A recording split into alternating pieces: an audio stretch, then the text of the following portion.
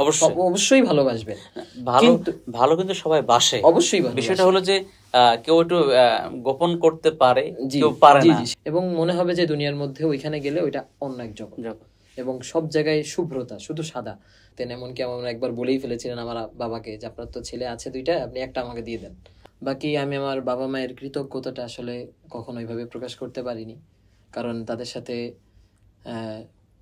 খুব বেশি আন্তরিক সম্পর্কই, কিন্তু অনেক সময় হয় কিন্তু সম্মানের কারণে যেটা আমি তাকে কখনো বলতে পারিনি। আসসালামু আলাইকুম ওয়া রাহমাতুল্লাহি ওয়া বারাকাতুহু।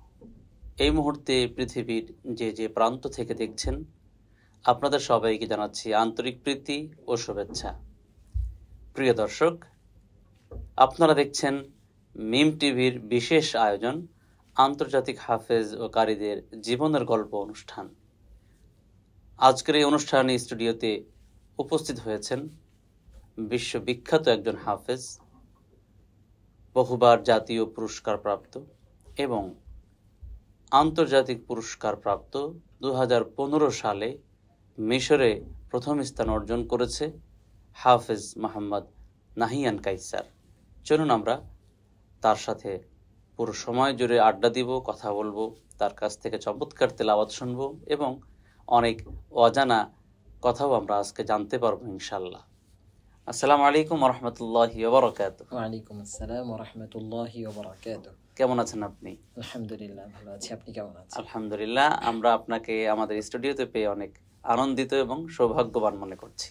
জি জি অবশ্যই, আমিও আজকের এই বিশেষ আয়োজনে আসতে পেরে খুবই আনন্দ বোধ করছি এবং সম্মানিত বোধ করছি। আলহামদুলিল্লাহ। আলহামদুলিল্লাহ, শুকরিয়া। আমরা আপনার কাছ থেকে অনেক কথা জানবো এবং আপনার সাথে অনেক আলোচনা হবে ইনশাআল্লাহ। আশা করছি যে আমাদের দর্শক শ্রোতারা অনেক আনন্দ পাবে এবং অনেক কিছু শিক্ষা পাবে, জানতে পারবে। আমরা শুরুতেই আপনার কণ্ঠে চমৎকার তেলাওয়াত শুনতে চাই। জি ইনশাআল্লাহ। আউযু বিল্লাহি মিনাশ শাইতানির রাজীম। বিসমিল্লাহির রহমানির রহিম। মাশাআল্লাহ। কুল লা ইয়া'লামু মান ফিস সামাওয়াতি ওয়াল আরদিল গায়বা ইল্লাল্লাহ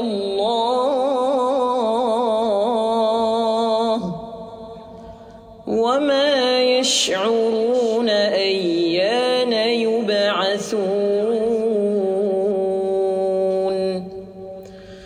বাল ইদ্দারাকা ইলমুহুম ফিল আখিরাহ বাল হুম ফি শাক্কিন মিনহা বাল হুম মিনহা আমুন ওয়া ক্বালা আল্লাযীনা কাফারু আইযা কুন্না তুরাবান ওয়া আবাউনা আইযা কুন্না তুরাবান ওয়া আবাউনা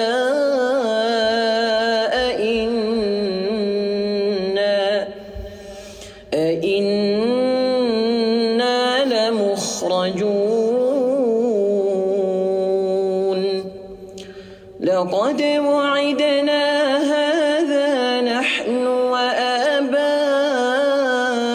আবাউনা মিন ক্বাবলু ইন হাযা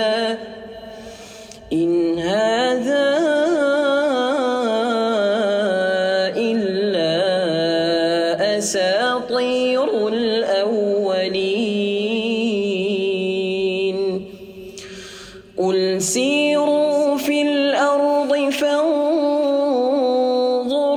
কাইফা কানা আকিবাতুল মুজরিমিন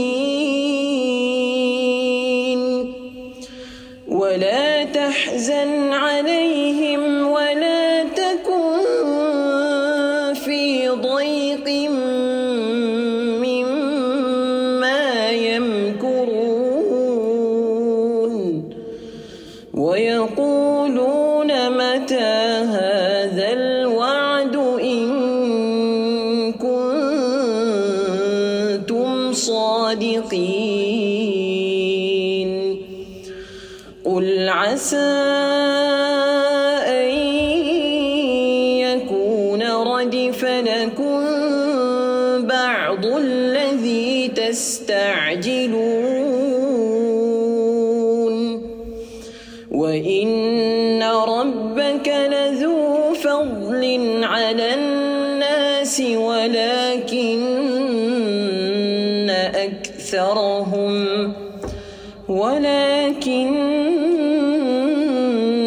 أكثرهم لا يشكرون صدق الله العظيم আহসান্ত, মাশাআল্লাহ, বারাকাল্লাহ ফি হায়াতিক। আমিন। আল্লাহ আপনার কণ্ঠে আরো বারাকা দান করুক, আমিন। দোয়া করি, এবং এই কণ্ঠকে আল্লাহ ইসলামের জন্য, দ্বীনের জন্য কবুল করুক। আমিন। প্রিয় দর্শক, চমৎকার তেলাওয়াত করলেন আজকের অতিথি জনাব বিশ্ববিখ্যাত হাফেজ নাহিয়ান কায়সার। অসংখ্য মোবারকবাদ তাকে।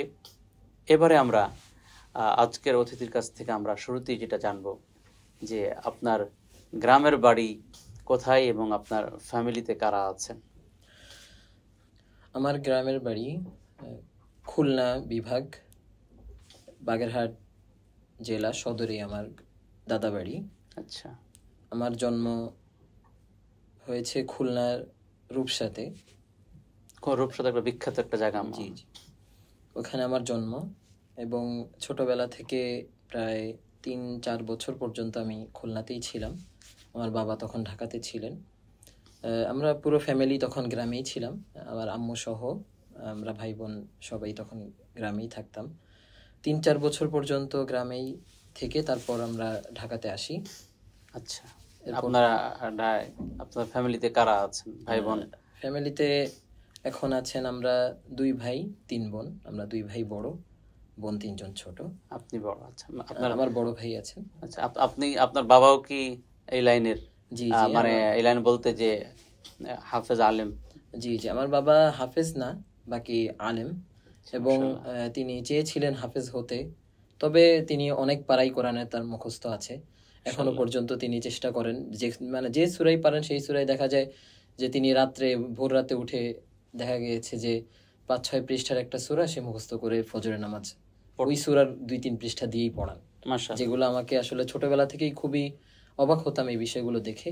বাকি আসলে আমার বাবার ওই রকম সুযোগটা আসলে ছিল না। সুযোগ বলতে পরিবার যে একটা বিষয় বুঝে যে আমার সন্তানকে হাফেজ বানাইতে হবে বা পারিবারিক শিক্ষা দিতে হবে, জি, সেদিক থেকে আমার দাদা আলেম ছিলেন, বাকি উনি হাফেজ ছিলেন না। তো ওই সময় আসলে হিফজ করার মতো সব জায়গাতে এরকম প্রতিষ্ঠান ছিল না। তো আমার বাবা হিফজ শুরু করেছিলেন, কয় পারা পড়েছিলেন আমার সঠিক মনে নেই।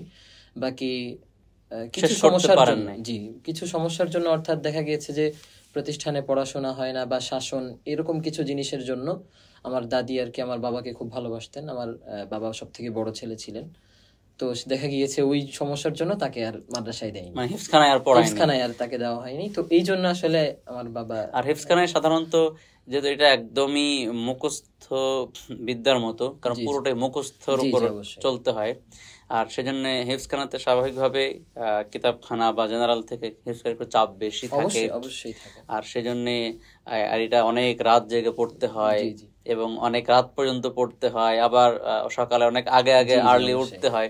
হয়তো বা সবকিছু মিলিয়ে হয়তো বা আপনার দাদি হয়তো বা চেয়েছিলেন এত চাপ আমার ছেলে কিভাবে সহ্য করবে। আমি মনে করি যে আপনার আব্বা হাফেজ হতে না পারলেও আপনাদের ফ্যামিলির, আপনাদের দ্বারা সন্তান দ্বারা মনে হয় সেই আশাটা পূরণ হয়েছে। হ্যাঁ, অবশ্যই। সেখান থেকে আসলে আমাদের সবাইকে হাফেজা, আমার ভাই বোন যারা সবাইকে হাফেজা বানানোর স্বপ্নটা আসলে আব্বুর ওইখান থেকে আরো বেশি। আপনার 2 ভাই মনে হয় হাফেজ? জি, আমরা 2 ভাই হাফেজ। বোনরাও কি হাফেজ? আমার বোনদের 3 বোন থেকে 2 জন হাফেজা হয়েছে। মাশাআল্লাহ, বলা যেতে পারে যে আপনাদের হাফেজ পরিবার। জি, আলহামদুলিল্লাহ মাশাআল্লাহ। আরেক বোন, সেও মোটামুটি 15 পারা পড়ে ফেলেছে শেষের দিকে। আল্লাহ তাকে কবুল করুক, দোয়া করছি সবার জন্য।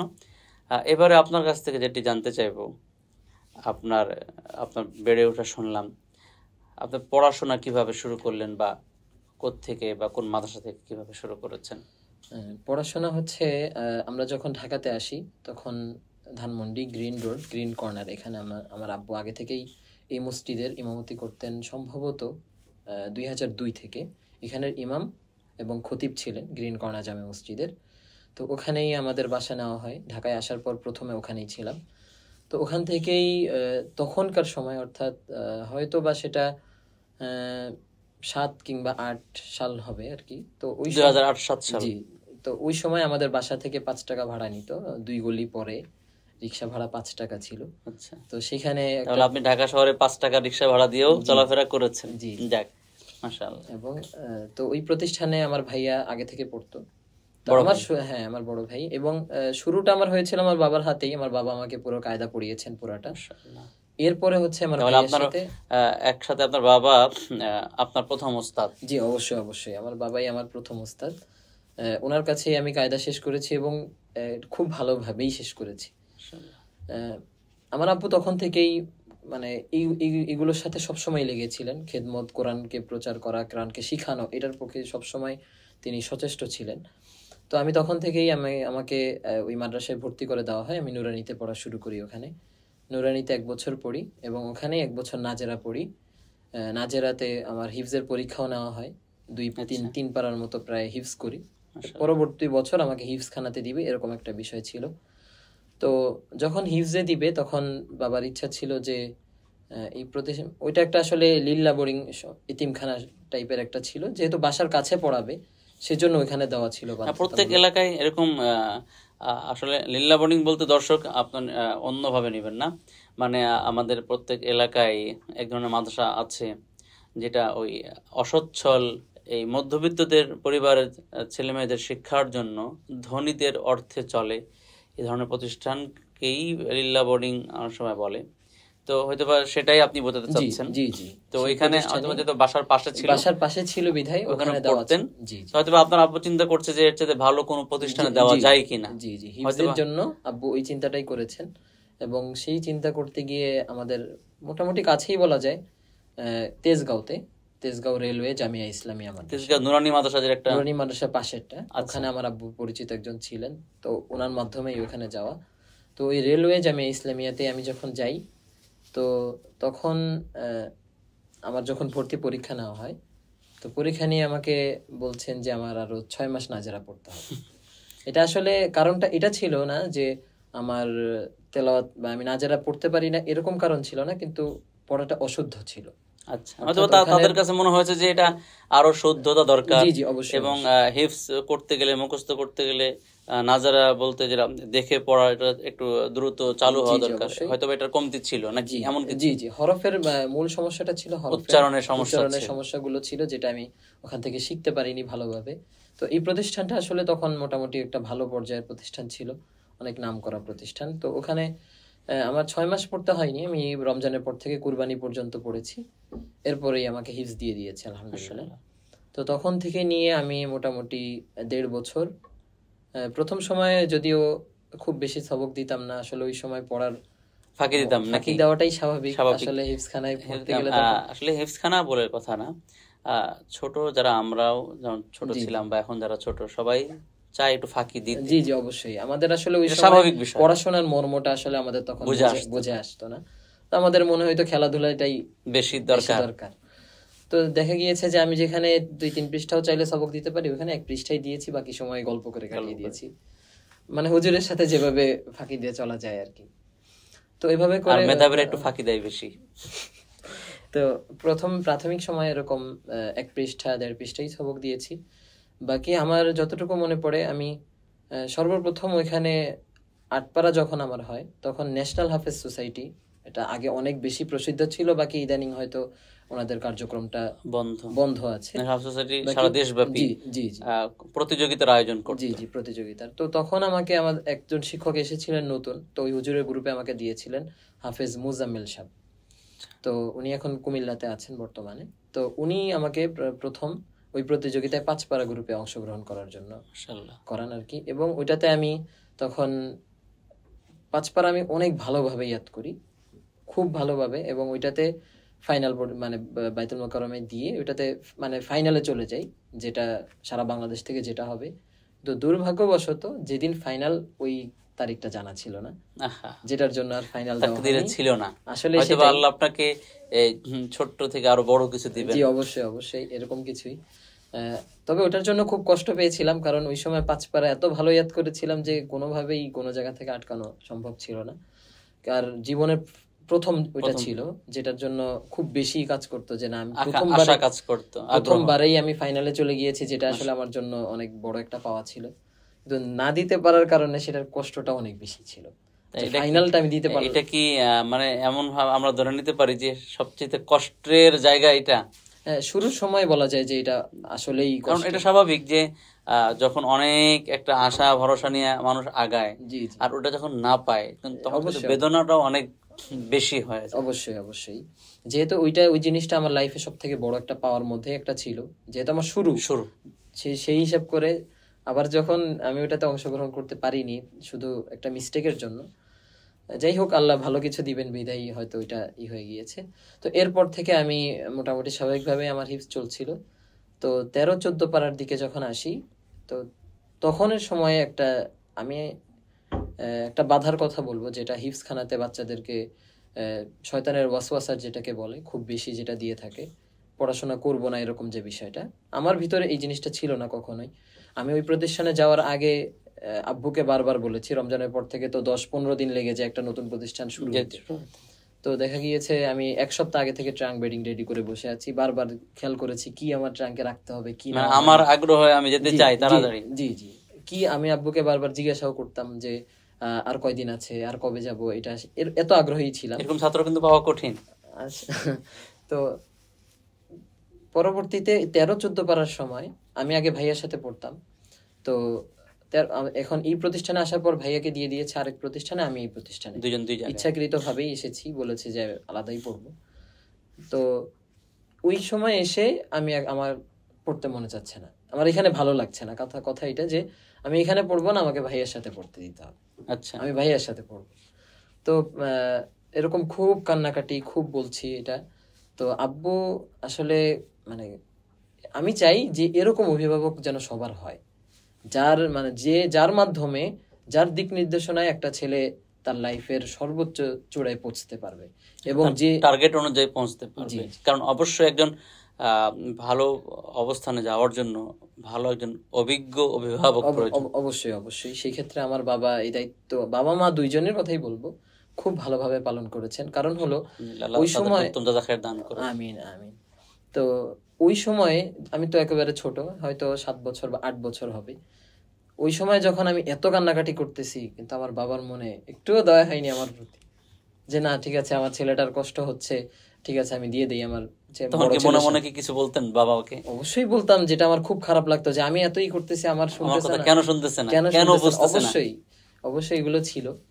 এবং তখন মনে হইতো যে মানে আমি ঠিক আছি, বাবাই ঠিক নাই। জি জি, এটা তো অবশ্যই বুঝতেছে না, এবং আমি এত কান্না করতেছি, তার মায়াও লাগতেছে না, আমাকে মনে হয় ভালোবাসে না, এরকম কিছু কাজ করতে। কিন্তু বাবা ওই সময় প্রত্যেক দিন আসতেন। আমার এই কথাগুলো এখানে একটু কথা বলি, ভিডিওটি যদি কোনো হিফজ খানার ছাত্ররা দেখে থাকে, এখন যারা হিফজ পড়ছে, তো তাদের কিন্তু এখান থেকে শিখার আছে যে আমরা এখনো অনেক ছাত্র পাওয়া যায় অনেক কান্নাকাটি, অনেক জোরাজোরি, বাড়ি থেকে আসতে চায় না বা মাদ্রাসা থেকে চলে যেতে চায়, এখানে পড়বো না, এখানে পড়বো না। বাবা মা কিন্তু আসলে বাচ্চারা যেটা বুঝে সেটা তো বাবা মা তার চেয়ে আরো ভালোটা বুঝে, ভালো মন্দ বুঝে, বাচ্চারা তো সেটা বুঝে না। জি জি, তো সেখান থেকেই বলবো যে অনেক কিছু শিখার আছে। জি অবশ্যই শিখার আছে।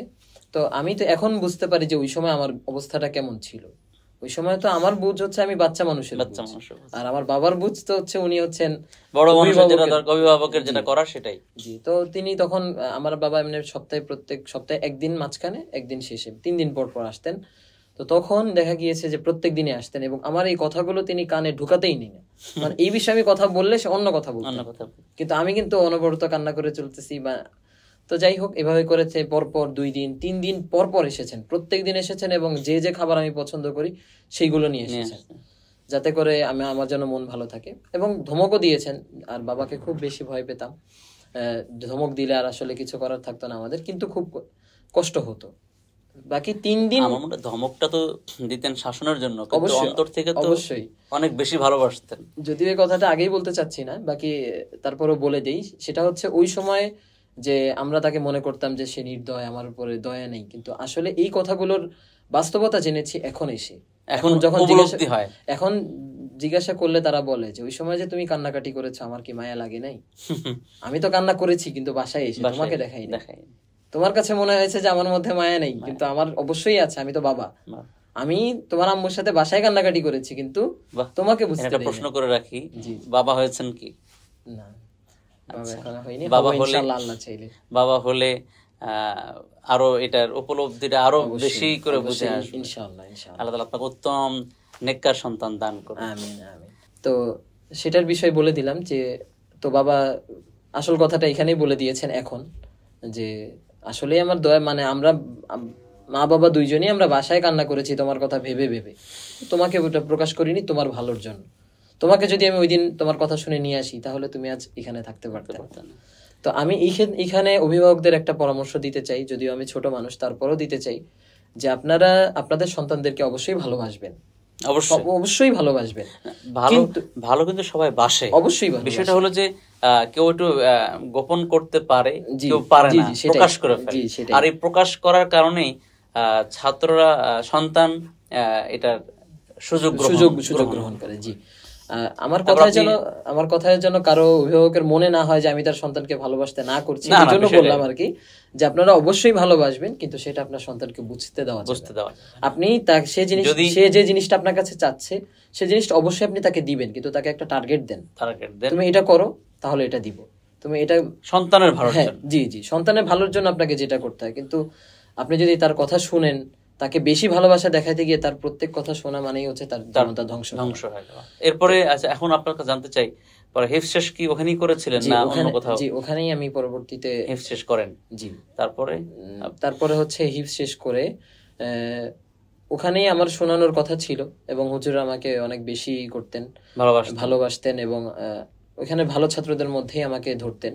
বিভিন্ন সময়ে তেলাওয়াত করতে হলে সেখানেও দিতেন আমাকে। নেতাদের অনেক স্বপ্ন ছিল। বাকি ওইটার আমার যখন হিফজ শেষ হয় তখন এই প্রতিষ্ঠানের যে প্রধান ছিলেন হাফেজ মাওলানা বদরুল ইসলাম সাহেব আরজাবাদের, চিনবেন, অনেকেই চিনবেন, হাজার হাজার হাফেজের উস্তাদ উনি। তো বেঁচে আছেন? জি, এখনো বেঁচে আছেন। আল্লাহ ওনাকে আর নেক হায়াত দান করুন। আমিন আমিন, দোয়া করি। জি, ওনার হাতেই আমার হিফজ শুরু, এবং ওনার হাতেই শেষ।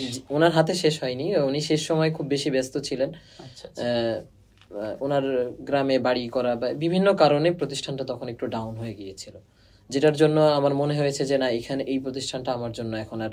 পরে আপনি শুনানির জন্য কোথায়? শুনানির জন্য আমি প্রথমে গিয়েছিলাম তখন মাদারীনগর। জি, আচ্ছা, মাদারীনগর ঢাকা শহরের একটা বড় একটা প্রসিদ্ধ মাদ্রাসা। জি জি, অবশ্যই অবশ্যই। ওইখান থেকে জি, ওখানে হচ্ছে যাওয়ার পিছনেও একটা আছে, একটা কারণ আছে। সেটা হচ্ছে ওই প্রতিষ্ঠান, তখন ভালো প্রতিষ্ঠানের নাম খুঁজতে গেলে আসলে আমি তো তখন প্রতিযোগিতার লাইনের কেউ ছিলাম না, বা আমার বাবা ওইদিকে কিছু বুঝতেন না যে কোন দিকে, বা হিফজের যে কম্পিটিশন হয় সেটাও আমি জানতাম না। শুধু ওই এক ন্যাশনাল হাফেজ সোসাইটি বা এতটুকুই, কিন্তু ওই সময় কিন্তু অলরেডি চলছে আন্তর্জাতিক কম্পিটিশন গুলো, সবকিছুই চলছে। তো ওই প্রতিষ্ঠানটার আব্বু অনেক আগে থেকেই খোঁজ নিয়েছিলেন, তো ওইখানে আমার ভাইয়াকেও দিতে চেয়েছিলেন। তো মাদারীনগর। আচ্ছা, তো ওখানে যখন আমাকে নিয়ে গেলেন, তো ওখানে ভর্তি হওয়া অনেক কঠিন। অর্থাৎ ওই প্রতিষ্ঠানটা হিফজ এবং কিতাব লাইন যেটাকে বলে, মানে মাওলানা সাহেবের, ওইখানেও ওইটা অনেক প্রসিদ্ধ। গত বছরের আগের বছর ওখানে ভর্তি হতে অনেক যুদ্ধ করে, কম্পিটিশন করে, পরীক্ষায় নাম্বার পেয়ে মনে হয় ভর্তি হতে হয়। এখানে দেখা গিয়েছে যে 500 স্টুডেন্ট পরীক্ষা দিলে, 500 ছাত্র পরীক্ষা দিলে 50 জন নিবে, এরকম কঠিন। তো আসলে আল্লাহ আমার ওখানে তাকদির রেখেছিলেন, কিন্তু আসল কথা হচ্ছে আমার ওই সময় ইয়াদ ছিল না। আমাকে পরীক্ষা নিলে যে আমি পারবো, যেটার মাধ্যমে আমি টিকতে পারবো, এরকম কোনো বিষয় আসলে ছিল না। তো আমি প্রাথমিকভাবে আমার যাওয়াটা আমার কাছে ভালো লাগেনি। তখন যাত্রাবাড়ির যে অবস্থা ছিল, এই অবস্থা, এই রাস্তা পার করে আমি মাদ্রাসায় যাব, এটা আমার পছন্দ হয়নি।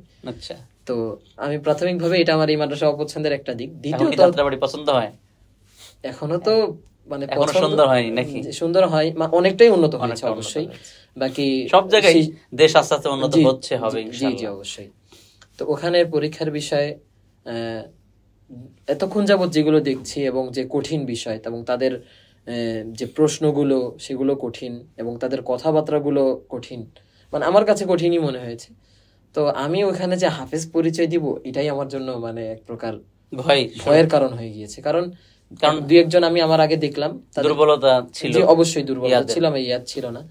তো দেখা গিয়েছে আমার সামনে পরীক্ষা দিয়েছে হাফেজ, কিন্তু ইয়াদ নেই, সেজন্য তাকে কথা শুনতে হয়েছে ওইখানে যে তুমি কি হাফেজ হয়েছে এরকম। এখন ওখানে যে বিষয়টা হয়েছে এটা আসলে অনেকেরই অজানা, মানে অনেকেরই বলতে সবারই অজানা বলা যায় এক প্রকার। সেটা হলো আমি ওখানে হাফেজের পরিচয়ই দিই নাই। আচ্ছা, মানে আমার অবস্থাটা তাহলে কেমন ছিল? ছোট মানুষ ছিলাম আসলে, অনেক কিছু বুঝতাম না, কিন্তু আমি হাফেজ না, আমি মানে ওই মাদ্রাসায় থাকতে 11 পারা পর্যন্ত ইয়াদ করেছিলাম, এটাই। আমি 11 পারা পড়েছি এরকম। এটা কি মনে হয় এই প্রথম কেউ জানলো? মানে এই কথা কেউ বলতে মানে বলা যায় সবাই, কেউই জানে না। হ্যাঁ, কেউই জানে না, খালি আল্লাহ জানে আর আপনি জানেন। জি জি। মানে আজকে দর্শক আছে কিন্তু অনেক একটা গোপন কথা জানলাম আজকে, যে যেটা কেউ জানতো না। জি, আমি হাফেজ হওয়ার পরেও আমি হাফেজের পরিচয় দিই। কেন দিই না? এটা ভয়ের কারণে। কারণ হচ্ছে এখানের অবস্থা। আপনি কি 11 পারা পড়েছি এই কথা বলে কি পরে ভর্তি হতে পেরেছিলেন? এখানে আরেকটু বলতে চাই, যদিও একটু দীর্ঘ হয়ে যাবে, তারপরেও বলতে চাই। সেটা হলো আমাকে ওইখানে তখন প্রশ্ন ধরা হয়েছে, আমি যে 6 পারায় হাফেজ হয়েছি ওই পারার শেষ পৃষ্ঠাটাই ধরা হয়েছে, যেটা আমার ভালোই ইয়াদ আছে। কিন্তু আমার হলো আমি প্রথম থেকেই আমি চাচ্ছিলাম যে আমি এখানে ভর্তি হব না। আচ্ছা, এখন আল্লাহ আমার তকদির রেখে দিয়েছেন ওখানে। এখন আমাকে ওই পৃষ্ঠা থেকে প্রশ্ন ধরেছে যেটা আমি ইজিলি ভালো পারি, কোনো অসুবিধা নেই, কিন্তু আমি 1 আয়াত 2 আয়াত পরে আর পড়ছি না ইচ্ছাকৃত ভাবে। আচ্ছা, আমি পারি তারপরও পড়ছি না, যে কারণ আমি এখানে ভর্তি হব না। আর আমি জানি যে এতটুকু করলে আমাকে জীবনেও নিবে না, কারণ এখানে এত স্টুডেন্টের মধ্যে আমাকে নেওয়ার কোনো প্রশ্নই ওঠে না। আর একটা প্রশ্ন ধরেছে 13 পারার 9 পারা 13 পৃষ্ঠা থেকে, সেটাও আমি পারি, কিন্তু 2 আয়াত পড়ে আর পড়িনি। এখন মানে তারা কি কারণে আমাকে বসায় রাখছে, আমি মানে রেখেছে, এটা আমি আসলে জানি না। অনেকক্ষণ যাবো তারা আমাকে ওইভাবে মানে বসিয়ে রেখে, এর জন্য কি করা যায়, আমাকে বসিয়ে রেখে পাশ থেকে অন্যদের পরীক্ষা নিচ্ছে, আমি কিন্তু বসা। বলছে যে তুমি কোথায় পড়ছো, কতটুকু পড়ছো, বারবার একই ধরনের জিজ্ঞাসাবাদ। তো এরকম ইমিগ্রেশন, জি জি, পুরো মানে অন্যরকম। প্রধান শিক্ষক যিনি ছিলেন উনি অনেক কড়া মাইন্ডেড ছিলেন, খুব বেশি মানে মেজাজটা একটু মানে ভয় লাগার মতো। প্রধান শিক্ষকদের একটু কড়া হতে, জি অবশ্যই অবশ্যই, কড়া না হলে তো জি জি সবাইকে কন্ট্রোল করা কঠিন। জি, তো উনি মানে ওনার কেন সন্দেহ হয়েছে আমি জানি না। বাকি উনি বলছে যে তুমি কয় পারা পড়েছো, এতটুকু, সত্যি এতটুকু পড়েছো, মানে এরকম জিজ্ঞাসাবাদের উপর আমি মানে মনে হয়ে যাচ্ছে আমি মানে পেঁচিয়ে ফেলতেছি কথাগুলো। তো এক পর্যায়ে তোমার অভিভাবক এসেছেন, হ্যাঁ ডেকে নিয়ে আসো। অভিভাবক ডেকে আনার পরে কি হয়েছে যে না, ছেলে হাফেজ কিন্তু পরিচয় দিতে পারিনি কারণ ইয়াদ নেই। আচ্ছা, কিন্তু সে ওইভাবে করে তখন আমার ভর্তি নিয়ে নিয়েছে, কোন হিসাবে যে তুমি 1 বছর বাকিটা ইয়াদ করবা, আর 1 বছর শুনিয়ে ফারেক হয়ে যাবা, শেষ, এরকম। পরে শেষ পর্যন্ত ভর্তি হলেন? হ্যাঁ, পরে ওখানে কি পর্যন্ত আমি ভাবলাম যে আল্লাহ কিভাবে রেখে দিয়েছে, আমি এত চেষ্টা করে, আপনি চান নাই কিন্তু আল্লাহ চেয়েছেন, তারপরও আল্লাহ চেয়েছেন বিধায়। ওখানে কি শুনানি কমপ্লিট করেছিলেন? ওখানে 1 বছর শুনিয়েছি, যদিও আমার কথা ছিল 2 বছরের, যে 1 বছর আমি 20 পারা পড়বো, আর 1 বছর শুনানি দিয়ে শেষ করব। কিন্তু আমি ওই আধা পারা করে শোনানো শুরু করার পর থেকে আমি পুরাটাই শুনিয়ে ফেলেছি, আমার কোনো জায়গায় এরকম কাঁচা ছিল না, যেটার জন্য আমি খুব দ্রুত ইয়াদ করে ওই বছরই ফারাক হয়ে গিয়েছি। হুজুরও খেয়াল করতে পারেনি, কিন্তু মাঝখানে একদিন বলে ফেলছেন যে তোমার না সামনের বছর শেষ করার কথা ছিল। তো টার্গেটের আগেই, জি টার্গেট 1 বছর আগেই আমি ওখান থেকে ফারাক হয়ে চলে এসেছি, এবং ওই বছর আমি বেফাকে 2 নাম্বার হয়েছিলাম। বেফাকে মাদারিস সারা বাংলাদেশে বোর্ড পরীক্ষা, জি বোর্ড পরীক্ষা, ওটাতে 2 নাম্বার হয়েছিলাম। এবং পুরা হিফজখানাতে 6 জন মনে হয় সিরিয়াল পেয়েছিল। 14টা গ্রুপের মধ্যে থেকে এক গ্রুপ থেকে 5 জন পেয়েছে, যে গ্রুপে সব থেকে বেশি হাফেজ ছাত্র আছে। আর আরেক, আপনি এত ভালো রেজাল্ট করলেন, আবার এর আগে আপনি 11 পারা পুরো হাফেজ 11 পারা বলেছেন, আপনি কি এই হিফজখানায় কি মায়ের কেমন খেয়েছেন, পিটানি? আসলে মায়ের খেয়েছি বলতে, আমি তো এমনি ফাঁকিবাজ, বলতে পড়াশোনা পারি না ওরকম ফাঁকিবাজ ছিলাম না, যদিও দুষ্টামির জন্য অনেক মায়ের খেয়েছি। আর একটা কি বলা যায় কেমন পিটানি খেয়েছেন? মানে কেমন পিটানি খেয়েছি বলতে আসলে একটা আছে না যে 1-2 বাড়ি খেয়েছি, কিন্তু একটা না অনেক খেয়েছি। অনেক বলতে আসলে ওইখানের 1-2 বাড়ির কোনো প্রশ্ন আসলে আসছেই না, কারণ যখনই মার খেয়েছি 1-2 বাড়ির কোনো প্রশ্ন আসলে নেই। আচ্ছা আচ্ছা, আগের সময়ের বিষয়টা এরকম ছিল, আগের অগণিত সময় নাকি? জি অবশ্যই অগণিত। আর বিশেষ করে মাদারীনগর মাদ্রাসায় যে খুতমি ছাত্রই পড়ুক, সে তার এমন কোনোদিন পার হবে যে সে মায়ের খায়নি, এটা সম্ভব না। মানে ইতিহাসে মানে এটা পাওয়া কঠিন। এখন হয়তো সম্ভব হতে পারে, বাকি আমি যখন ছিলাম বা তার আগে যারা ছিলেন, এই খুতমি ছাত্র একদিন পার হয়েছে যে সে কোনো কারণে মায়ের খায়নি, সেটা কঠিন। যদিও আমার গ্রুপের কথা আমি ভালো জানি, বাকি অন্যান্য গ্রুপ এরকম কিন্তু হতে পারে। এখন আগের চেয়ে এখন হাফেজের সংখ্যা অনেক বাড়ছে, জি জি অবশ্যই। কিন্তু তুলনামূলকভাবে কিন্তু আগে যারা শাসনের কারণে ইয়াদের মজবুতিটা কিন্তু অনেক বেশি ছিল। অবশ্যই বেশি ছিল। মাদারীনগর থেকে ফারেক হওয়ার পর তারপরে আপনার পড়াশোনা কি? হ্যাঁ, মাদারীনগর থেকে ফারেক হয়েছি। তো ওখান থেকেই আমার হুজুরের আরেকটা প্রতিষ্ঠান ছিল, আমি যে হুজুরের কাছে পড়েছি, আবুল ফাতাহ কাসিমি সাহেব। উনি আমাকে খুব বেশি আদর করতেন, ওনার ছেলের মতোই দেখতেন। এমনকি আমার একবার বলেই ফেলেছিলেন আমার বাবাকে যে আপনার তো ছেলে আছে 2টা, আপনি একটা আমাকে দিয়ে দেন, আর আমার তো ছেলে নাই। হুজুরের 3টা বা 2টা মেয়ে ছিলেন আর কি। তো যাই হোক, তো উনি ওনার একটা প্রতিষ্ঠানের সাথে উনি সম্পৃক্ত ছিলেন, একটা প্রি ক্যাডেট মাদ্রাসার সাথে। তো উনি বললেন যে যদি পাশাপাশি ওর বাংলা লাইনের পরীক্ষা দেওয়া থাকে তাহলে ওর জন্য ভালো হবে, এই লাইনও থাকলো ওই লাইনও থাকলো। তো আমি তখন ক্লাস 5-এ পরীক্ষা দিতে ওই মাদ্রাসায়, ওই মাস থেকে ক্লাস 5 পরীক্ষা দিয়েছেন? হ্যাঁ, মাশাআল্লাহ। ওনার নিজের প্রতিষ্ঠান, মানে যেটা এটা কি বোর্ড পরীক্ষা ছিল? হ্যাঁ, ক্লাস 5-এর যে বোর্ড পরীক্ষা ছিল তখনও বোর্ড পরীক্ষাই হয়েছে। তো ওইখানে আমি 3 মাস পড়েছিলাম, ক্লাস 1 2 3 4 কিছুই পড়িনি আমি, শুধুমাত্র গিয়ে 5-এ পড়েছি 3 মাস, সবকিছুই মুখস্থের উপর দিয়ে, ইংলিশ রেজাল্ট কি অঙ্ক ছিল? সব A গ্রেড পেয়েছি। বাহ মাশাআল্লাহ। তো তারপরে যাই হোক, এরপরে ওখান থেকে এখন কিতাবখানায় দিবেন বাবা, তো আগে থেকেই ভালো আলেম বানানোর চিন্তা।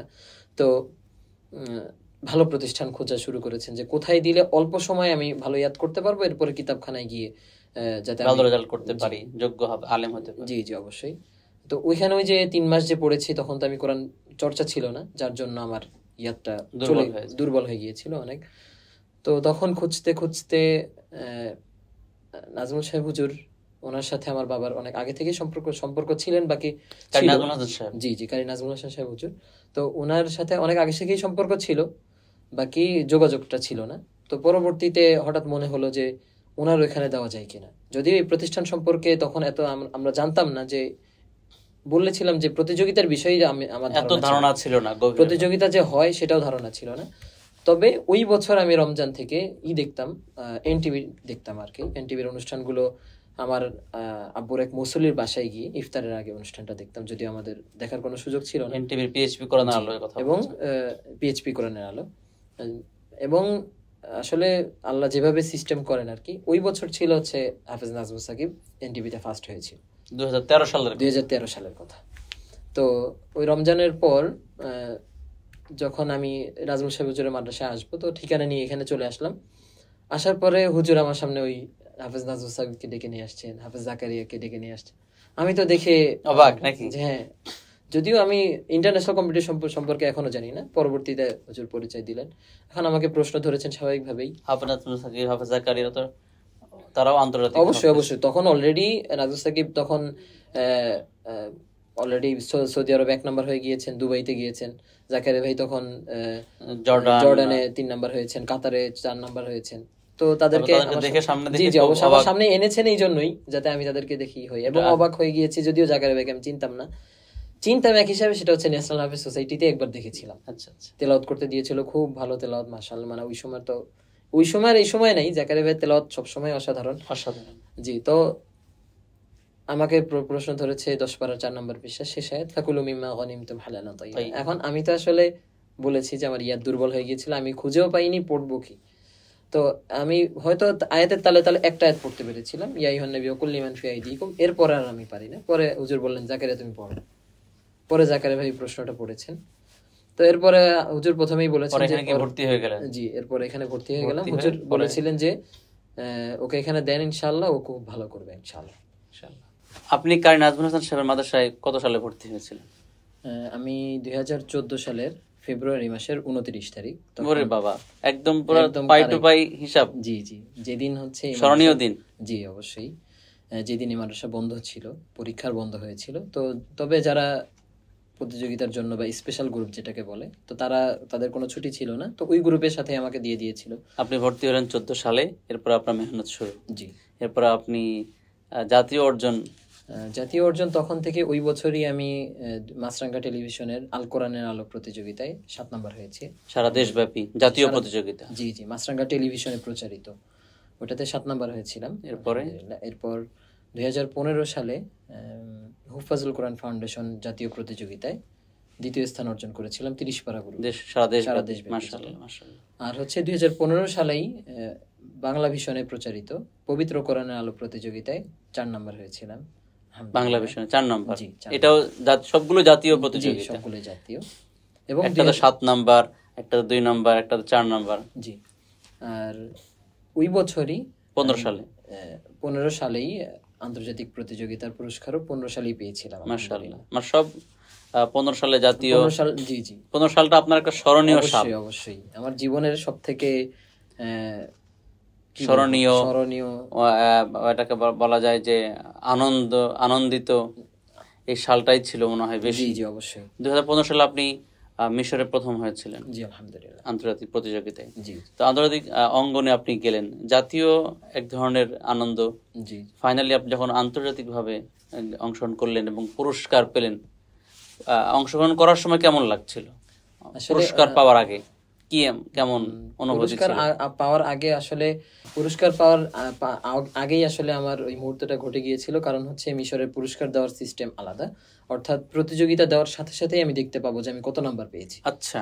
এবং স্ক্রিনে ওইটা উঠতে থাকবে যে প্রতিযোগীর নাম্বার সব থেকে বেশি সেটা মাঝখানে থাকবে, বাকি ওই সিরিয়াল অনুযায়ী বাকি দেশের পতাকাগুলো থাকবে।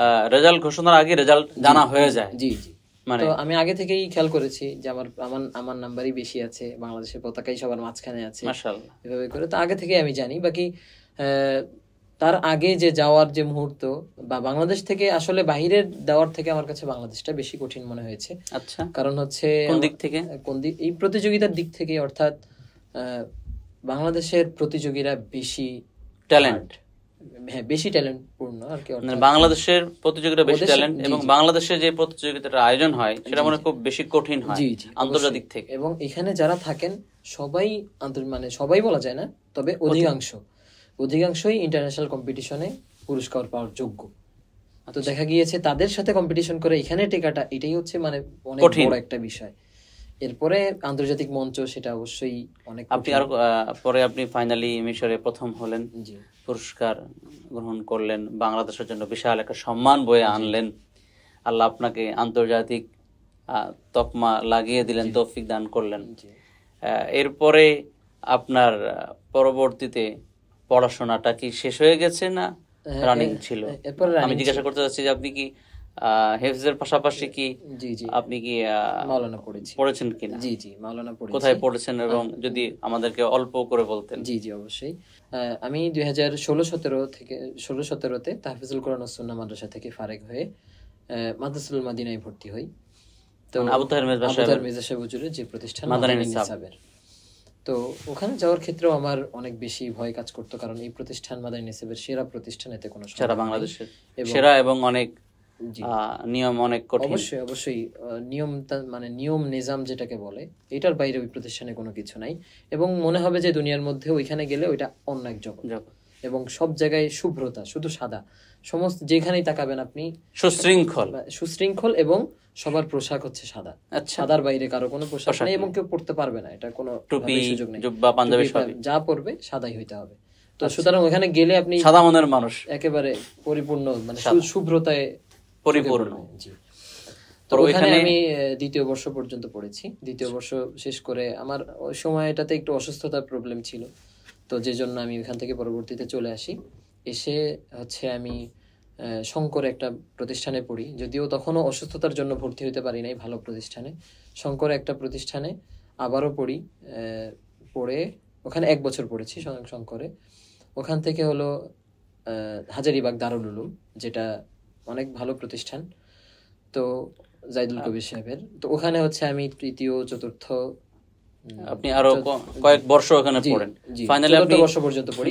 এরপরে হচ্ছে আমি যাত্রাবাড়ি মাদ্রাসাতে ভর্তি হই, জালালাইন থেকে। যাত্রাবাড়ি বড় মাদ্রাসা? জি, বড় মাদ্রাসা থেকে মাহমুদুল হাসান সাহেবের যেটা, ওখান থেকে আমি জালালাইন মেশকাত দাওরা গত বছর শেষ করেছি। গত বছর বলতে 2023-এ? জি। আচ্ছা, তো ফাইনালি আপনি হাফেজের পাশাপাশি আলেম হয়েছেন। জি আলহামদুলিল্লাহ। এখন কি আপনি খেদমতে এখন আমি আমার বাবার প্রতিষ্ঠান আছে একটা, ওই আচ্ছা। প্রতিষ্ঠানেই সময় দিচ্ছেন? জি বাবার কোরআনের প্রতিষ্ঠানে খেদমতে সময় কাজ দিচ্ছেন, করছি। জি বাবাকেও সহায়তা করছেন, প্রতিষ্ঠান অবশ্যই, অবশ্যই। দিনের খেদমতে জি লেগে জি আছেন। জি জি অনেকেই বলে যে যারা আন্তর্জাতিক হাফেজ হয় এরা আলেম হয় না, তো আপনি কিন্তু তার একটা প্রমাণ যে আপনি জি জি অবশ্যই। হাফেজ হয়েছেন, আলেম জি। হয়েছেন এবং এখন খেদমতে আছেন।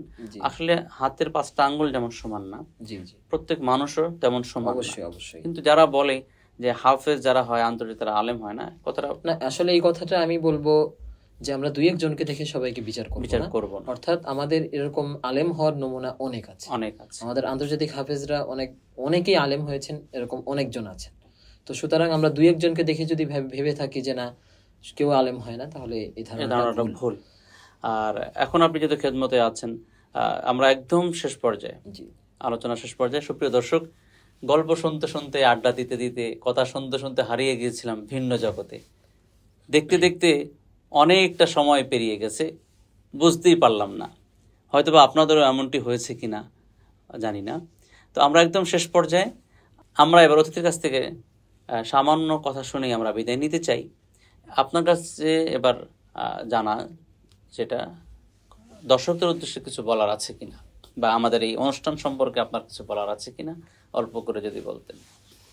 এই অনুষ্ঠান সম্পর্কে আসলে যদি বলতে চাই, আসলে এটা অনেক ভালো একটি উদ্যোগ, যেটা আসলে খুব বেশি আমাদের চোখে পড়ে না, যে অনুষ্ঠানগুলো তেমন হয় না। অর্থাৎ আমাদেরকে নিয়ে আমাদের পরবর্তী যারা আছেন, যারা এরকম হতে চাচ্ছেন, বিশ্বজয়ী হাফেজ, কোরআনের আলোকে সারা বিশ্বে ছড়িয়ে দিতে চাচ্ছেন, তাদের অবশ্যই তাদের পূর্ববর্তীদের বাংলাদেশে কিছু কিন্তু অসংখ্য আন্তর্জাতিক হাফেজ অবশ্যই আছে, জি জি, কিন্তু তাদেরকে তুলে ধরার মতো সেই ধরনের প্ল্যাটফর্ম, জি জি সে ধরনের প্ল্যাটফর্ম অনেকে খুবই কম, মানে করেছেন দুই একজন, কিন্তু সেটাও খুব অল্প পরিসরে। অল্প পরিসরে। তো এটার খুব প্রয়োজন আছে, এই জন্য যে পরবর্তী যারা আছেন তাদের অবশ্যই পূর্ববর্তীরা কিভাবে তারা ওই পর্যায়ে গিয়েছেন, তাদের এই বিষয়গুলো তাদের জানা প্রয়োজন।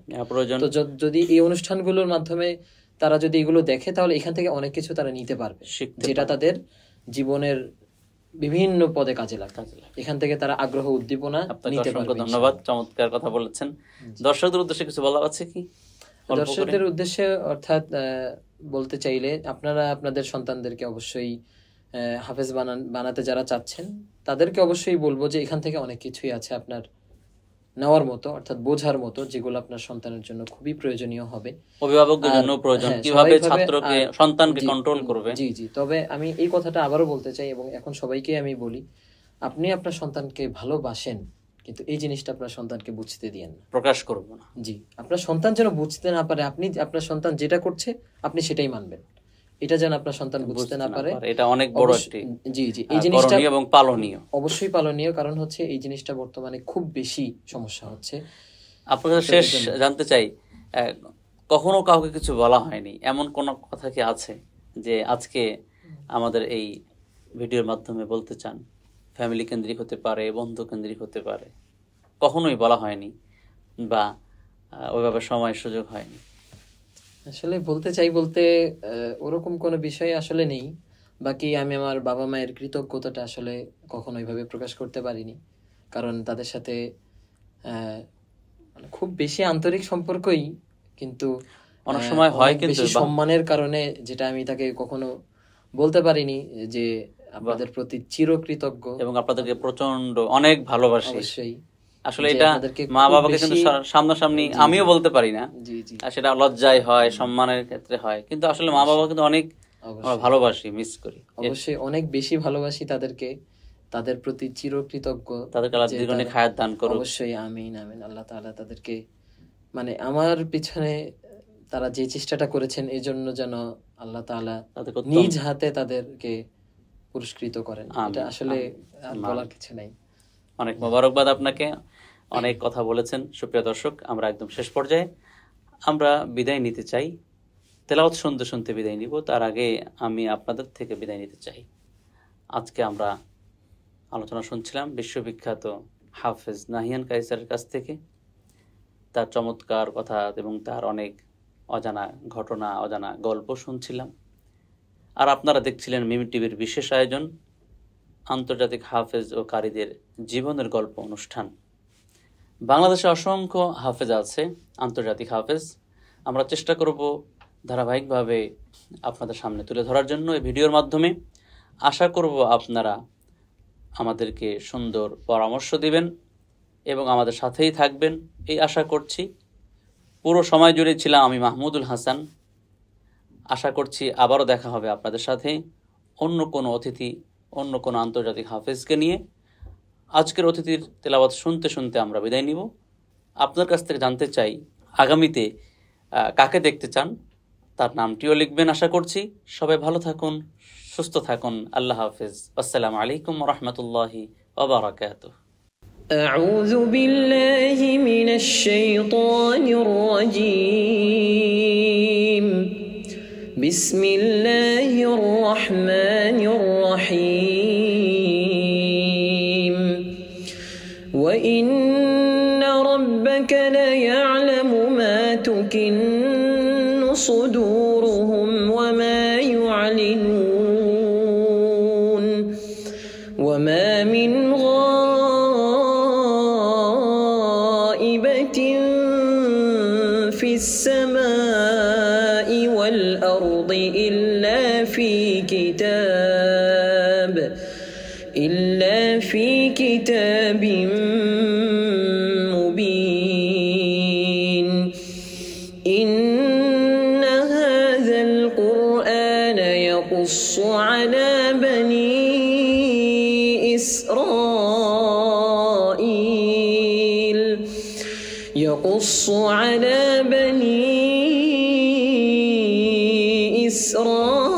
إسرائيل أكثر الذي هم فيه يختلفون. وإنه لهدى ورحمة للمؤمنين. إن ربك يقضي بينهم بحكمه وهو العزيز العليم. فتوكل على الله إنك على الحق المبين. صدق الله مولانا العظيم.